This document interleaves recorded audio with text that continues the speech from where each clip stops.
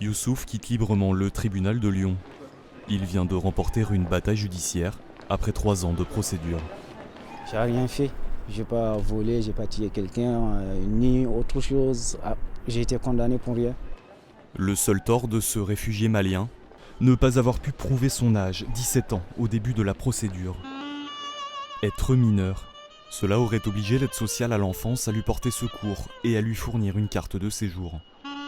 Alors Youssouf, qui possédait pourtant un acte de naissance, a été soumis à un test controversé, une analyse de ses os et de ses dents pour déterminer son âge. La plupart des 10 000 mineurs isolés présents en France sont présumés majeurs à leur arrivée. Avec ou sans papier, ce sont leurs os qui doivent témoigner. Même aujourd'hui, je pense qu'il y a beaucoup de jeunes, si on les dit que ça peut passer comme ça en France ou ça se passe comme ça, ils ne peuvent pas croire, mais sauf ceux qui l'ont subi.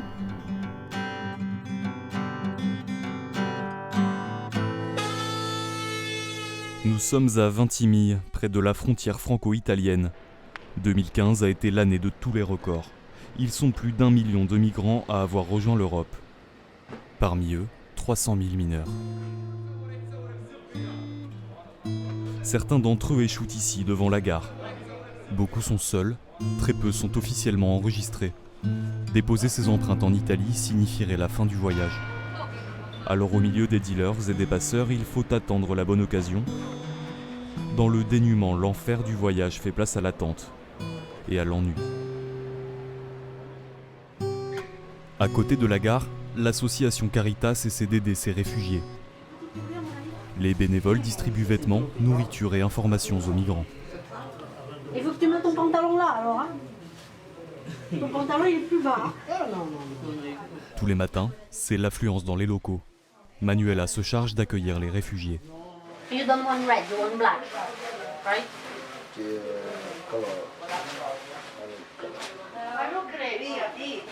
La semaine dernière, on a eu beaucoup de mineurs et oui, ils veulent en général passer en France. Quitte à aller à Calais pour après passer à l'Angleterre, ils se disent qu'ils préfèrent risquer leur vie plutôt que de rester dans ce no man's land qu'est Vintimille, quoi. 11h. La distribution est terminée, mais un Ivoirien souhaite nous parler. Il était couturier en Côte d'Ivoire. Cela fait 2 semaines qu'il essaie de passer, sans succès. Est-ce qu'il y a beaucoup de jeunes avec toi qui dorment dans la rue ici à Vintimille ? Oui, on a beaucoup. Ils ont quel âge en général ? Bon, généralement 16 ans, 17 ans. Bon, moi j'ai 21 ans. Ceux qui ont de l'argent, ils passent. Ceux qui n'ont pas d'argent, ils restent. Et ceux qui ont l'argent passent avec le passeur en fait ? C'est que l'argent, bon, ils payent le train, 7 € ici, Nice, puis ils passent. Arrivé à la frontière, la police française les retourne. S'ils voient qu'il n'y a pas de solution, ils passent avec le passé. D'accord. Comme moi, je n'ai pas l'argent, bon, c'est ça, je suis là. À Vintimille, les tarifs des passeurs ne sont pas un secret. 200 € pour rejoindre Cannes en voiture, 40 € à pied vers Menton par les montagnes. Certains des migrants mineurs franchissent la frontière direction l'Allemagne ou l'Angleterre. D'autres, avec l'espoir toujours tenace d'une vie meilleure en France. Nice, dans les Alpes-Maritimes. Les départements peinent à gérer l'afflux des jeunes migrants dont ils ont la charge. Face à leur nombre et au coût qu'ils représentent, Éric Ciotti convoque les médias en urgence dans un foyer de l'enfance. Ayant refusé toutes nos demandes d'interview, nous en profitons pour l'interroger. Nous avons pris en charge 1265 mineurs isolés étrangers en 2015 contre 174 en 2014. Donc une évolution extrêmement importante, plus 727%. Pour limiter le nombre de migrants et dénicher les fraudeurs, Éric Ciotti a été l'un des plus ardents défenseurs des tests osseux. Vous n'êtes pas contre sur le principe ? Je ne suis absolument pas contre sur le principe, c'est un outil qui est dans la loi. Donc, s'il était contraire, le gouvernement d'ailleurs n'est pas contre non plus, puisque, reprenez les débats à l'Assemblée nationale, il s'est opposé à la suppression de ce dispositif, même si désormais il est plus encadré sous le contrôle strict de l'autorité judiciaire. Un outil strictement encadré. Après tout, il serait dommage de s'en priver. Alors qu'est-ce qui ne va pas avec ces tests osseux ? Pourquoi sont-ils tant décriés ? Pour le savoir, direction Marseille. Les examens d'âge osseux sont réalisés dans les instituts médico-légaux. Nous nous rendons à l'hôpital Nord rencontrer le professeur Katia Chaumoître. La chef du service radiologie a été consultée par le gouvernement sur la question de la fiabilité des tests osseux.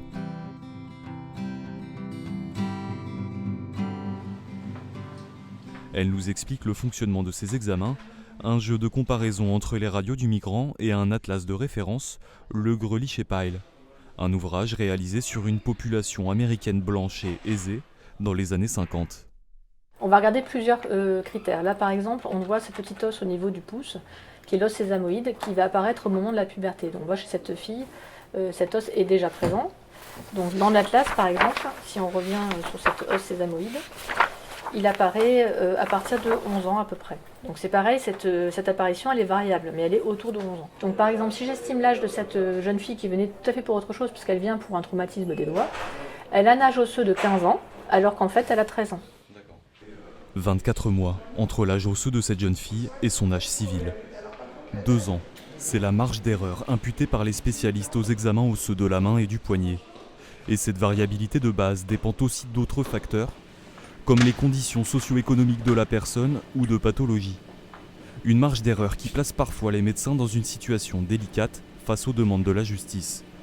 Les tests étaient vraiment dans un but de suivi et d'un but médical. Ils ont été complètement détournés de leur but d'origine pour être utilisés pour estimer l'âge de quelqu'un dont on ne connaît pas l'âge. Donc soit ça peut être un corps qu'on retrouve, ou ça peut être effectivement un mineur délinquant, ou ça peut être un migrant isolé. Et dans ce cas-là, le raccourci qui a été fait, c'est de dire que l'âge osseux est égal à l'âge civil. Or, c'est pas vrai, puisque à âge égal, quand vous regardez une classe d'âge, si vous regardez des enfants qui sortent de l'école en 6e, vous voyez qu'il y en a des grands, des petits, il y en a qui paraissent beaucoup plus âgés que d'autres. Or, ils ont tous le même âge civil. Et ce ne sont pas les seuls problèmes avec ce test, qui atteint rapidement ses limites. Le souci, c'est que cet atlas, il s'arrête à 19 ans chez le garçon. Donc avec cette imprécision, on voit bien qu'il n'est pas utilisable pour savoir de façon certaine si quelqu'un a plus de 18 ans. Parce que même s'il a la radio la plus avancée de l'atlas, donc celle qui correspond à 19 ans, avec le plus ou moins 2 ans, on va se retrouver avec un âge qui peut descendre à 17 ans. Et donc on ne pourra pas, sur une maturation de la main et du poignet, être certain que la personne est majeure. À ces imprécisions s'ajoute le facteur humain. L'interprétation du test osseux dépend aussi de la personne qui le pratique. La procédure n'étant pas vraiment codifiée, n'importe quel médecin peut effectuer ces analyses. En plus des tests osseux, un examen clinique est généralement pratiqué. Les dents et le système pileux du mineur isolé sont examinés. Retour à Lyon. Le département du Rhône accueille de nombreux mineurs isolés. Il est aussi l'un des champions des tests osseux. Une dizaine de réquisitions judiciaires seraient ordonnées chaque semaine. Nous avons rendez-vous avec maître Julien Lambert. Cet avocat a défendu de nombreux mineurs isolés étrangers ayant subi ces examens. C'est lui qui a permis à Youssouf, le jeune malien, de rester sur le territoire français. Mais il y a beaucoup de jeunes qui se retrouvent à la rue uniquement à la lecture de ces tests osseux parce qu'une juridiction va considérer qu'à la lecture de ces tests, ils sont majeurs et non mineurs. Et donc on va arrêter la prise en charge, arrêter la scolarisation. Et souvent, quelques mois après, la cour d'appel va dire non, on ne peut pas se baser exclusivement sur ces tests. Et il va falloir le réintégrer. Mais souvent, c'est trop tard parce que quand cette décision arrive, la personne est majeure. Mais il y a beaucoup de jeunes qui partent directement en prison. Nous nous sommes procurés un exemple de réquisition judiciaire ordonnée par la PAF, la police aux frontières. Dans ces enquêtes, les mineurs isolés sont le plus souvent accusés d'escroquerie et de recel de faux documents. Ici, X affirme être âgé de 16 ans. La PAF le présume majeur et ordonne un test osseux ainsi qu'un examen clinique pour le vérifier. Ces tests n'influent pas toujours sur la décision du tribunal. L'appréciation qui en sera faite dépend du magistrat, mais comme le relève Julien Lambert, d'autres alternatives existent. On peut déplorer qu'il n'y ait, je le répète, jamais d'analyse psychologique, pédopsychiatrique, éducative. Voilà, pour savoir si le développement psychologique de la personne correspond à l'âge qu'elle dit avoir. Nous retrouvons Youssouf. En 2013, 8 mois après son arrivée en France, il est scolarisé et possède un certificat de naissance. Pourtant, la police aux frontières le convoque et ordonne un test osseux ainsi qu'un examen clinique.